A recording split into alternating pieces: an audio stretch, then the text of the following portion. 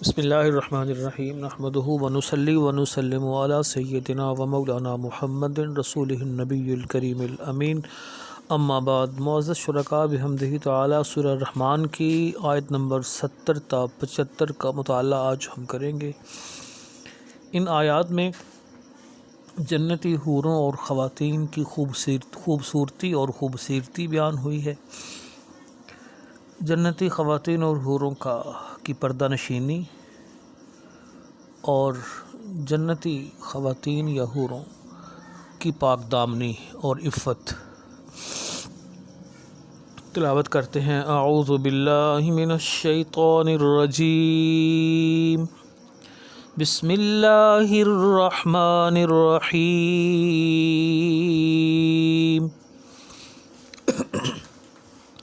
فیہن خیرات حسان، ان میں بھی خوبصورت اور خوبصیرت حوریں ہیں۔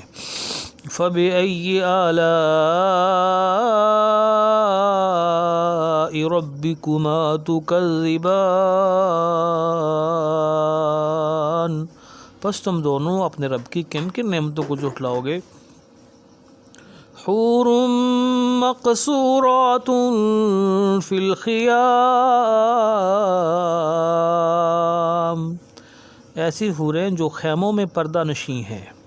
فبأي آلاء ربكما تكذبان، پس تم دونوں اپنے رب کی کن کن نعمتوں کو جھٹلاؤ گے؟ لم يطمثهن انس قبلهم ولا جان،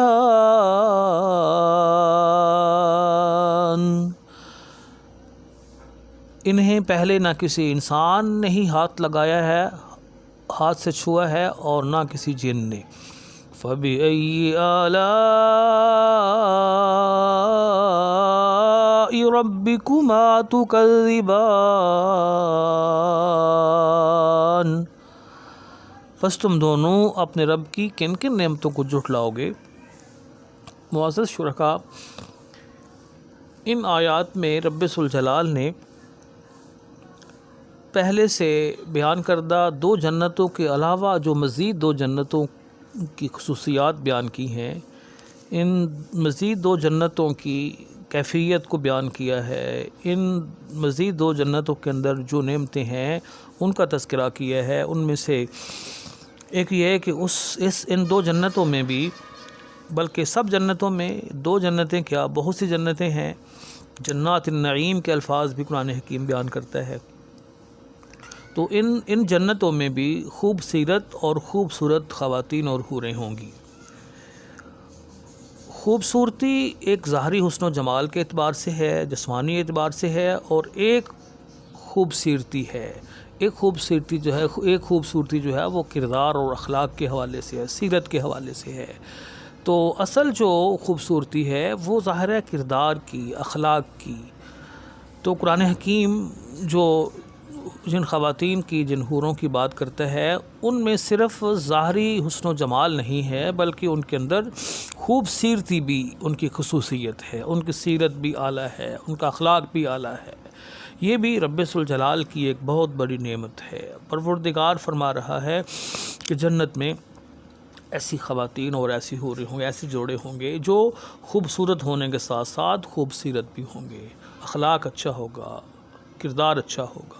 تو تم اپنے رب کی کس کس نعمت کا انکار کرو گے؟ یہ بھی رب ذوالجلال کی ظاہر بہت بڑی نعمت ہے۔ اور پھر آگے فرمایا کہ وہ جنتی حوریں جو ہیں وہ با پردہ ہوں گی۔ ان کی خوبصورتی کا معیار جس طرح پہلے بھی عرض کیا کہ پردہ اور حجاب ہے، وہ آزادانہ گھومے پھرنے والی خواتین میں نہیں ہوں گی جس طرح آج کے معاشرے کی خواتین ہیں، بلکہ وہ خواتین جو ہیں وہ پردہ نشیں ہوں گی، خیموں میں پردہ نشیں ہوں گی۔ عورت کا معنی ہی پردے میں رہنا ہے، عورت کا معنی ہی چھپا ہوا ہونا ہے۔ عورت کا لفظی معنی یہ ہوتا ہے، لفظی طور پر فقہی ایک اصطلاح کے طور پر بھی اس لفظ کو استعمال کیا جاتا ہے ان اعضاء کے لیے جن اعضاء کا چھپانا ضروری ہے، مردوں کے لیے بھی عورتوں کے لیے بھی۔ تو عورت کا معنی ہے چھپانا، چھپی ہوئی چیز ہونا۔ تو عورتوں کی خوبصورتی کا معیار قرآن حکیم یہ بیان کر رہا ہے کہ وہ پردہ نشیں ہوتی ہیں۔ تو جنتی حوریں جو ہیں وہ بھی خیموں میں پردہ نشیں ہوتی ہیں۔ تو تم اپنے پروردگار کی کس کس نعمت کو جھٹلاؤ گے؟ آگے پھر ان کی عفت و پاک دامنی کا ذکر کیا۔ عفت اور پاک دامنی بھی ظاہر ہے اسی صورت میں قائم رہ سکتی ہے جب خواتین خوب سیرت بھی ہوں اور پردہ نشیں بھی ہوں۔ پہلے دو صفات، تین بلکہ جو بیان ہوئی ہیں، خوبصورتی تو رب ذوالجلال کی طرف سے ان کا انعام ہے، اور خوبصورتی بھی ان کا ایک جو ہے نا وہ بہت بڑا انعام ہے اور بہت بڑا ان کا معیار ہے۔ تو سیرت اگر خوبصورت ہو، سیرت اگر اچھی ہو، اخلاق اگر پاکیزہ ہو، اور پھر اس کے ساتھ جو ہے نا وہ حجاب اور پردے کا پورا انتظام ہو، پردہ نشینی ہو، بلا وجہ ایسے مقامات پہ نہ جایا جائے جہاں سے فتنے کا خدشہ ہے، جہاں سے فتنے کا ڈر ہے۔ تو خواتین ایسے مقامات پہ بلا وجہ بالکل نہ جائیں، بلکہ ان کا جانا وہاں ممنوع ہے، منع ہے۔ تو ایسی خواتین ظاہر ہے پاک دامن بھی ہوں گی، عفت و حیا، پاک دامنی ان کا زیور رہے گا، جو کہ ان کی وراثت ہے، جو کہ ان کا زیور ہے۔ تو فرمایا ہے کہ یہ جنتی خواتین، جنتی حوریں جو ہیں وہ ایسی پاک دامن اور جو ہے نا وہ عفت مآب ہوں گی کہ انہیں اس سے پہلے کسی انسان یا کسی جن نے ہاتھ سے چھوا نہیں ہوگا۔ مطلب یہ ہے کہ وہ بالکل پاکیزہ دامن، پاک دامن اور بالکل جو ہے نا وہ اس کردار اخلاق کی مالک ہوں گی۔ ان کی خوبصورتی جو ہے وہ ان کا اعلیٰ زیور ہوگا۔ تو اللہ پاک ان اپنی جنتی نعمتوں کی بات کر کے انسان کو، اہل ایمان کو یہ دعوت عمل، دعوت فکر دے رہے ہیں کہ دنیا کی جو عارضی زندگی ہے، محدود زندگی ہے، تھوڑے وقت کے لیے ہے، اگر اس تھوڑی عارضی زندگی میں اگر کوئی رب ذوالجلال کی اطاعت اور بندگی بجا لائے، اللہ رب العزت کی اطاعت و بندگی بجا لا کر اس کی بارگاہ میں پیش ہوگا، تو پھر اس کے لیے یہ ساری نعمتیں ہیں، وہ اس کے لیے یہ ابدی اور لازوال نعمتیں پھر اس کو اللہ رب العزت کی بارگاہ سے میسر آئیں گی۔ تو ظاہر ہے کہ ظاہری اور اس محدود اور وقتی زندگی جو ہے، اس کے اندر اگر تھوڑی سی محنت کر کے، تھوڑی سی ریاضت کر کے، تھوڑی سی مشقت کر کے رب ذوالجلال کی رضا کے لیے صبر اور برداشت کر کے زندگی اگر برداشت کی جائے، اس کی اطاعت و بندگی کی جائے، تو پھر اس کے بدلے میں اگر وہ یہ جنتی نعمتیں جن کا ذکر قرآن حکیم میں، جن کا ذکر سورہ رحمان میں کتنے والہانہ انداز میں کیا گیا، اور کتنے پیارے انداز میں، دل نشیں انداز میں رب ذوالجلال نے ان جنتی کیفیات کو بیان کیا، جنتی نعمتوں کا بیان کیا۔ تو اس دنیا کی تھوڑی سی محنت مشقت کے بدلے میں اگر یہ حسین منظر، اگر یہ حسین لازوال نعمتیں میسر آ جائیں، تو یہ سودا کوئی نقصان کا، خسارے کا سودا تو نہیں ہے، بلکہ یہ سودا انتہائی نفع بخش ہے۔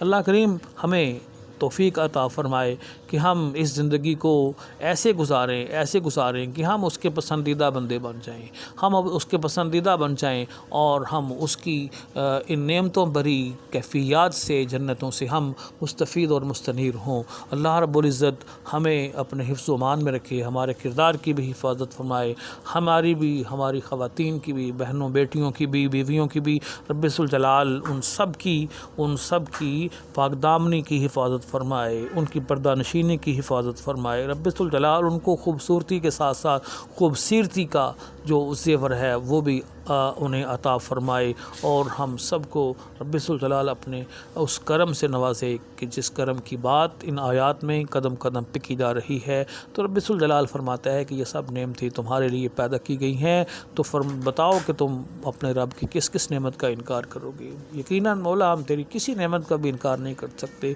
تیری ہر نعمت ایک سے بڑھ کر ایک ہے۔ مطلب یہ ہے کہ رب ذوالجلال کی نعمتوں کا یہ تسلسل ایسا ہے کہ جو نہ ختم ہونے والا ہے۔ رب کریم ہمیں اپنی بارگاہ میں شکر بجا لانے کی توفیق عطا فرمائے۔ وما علی الا البلاغ۔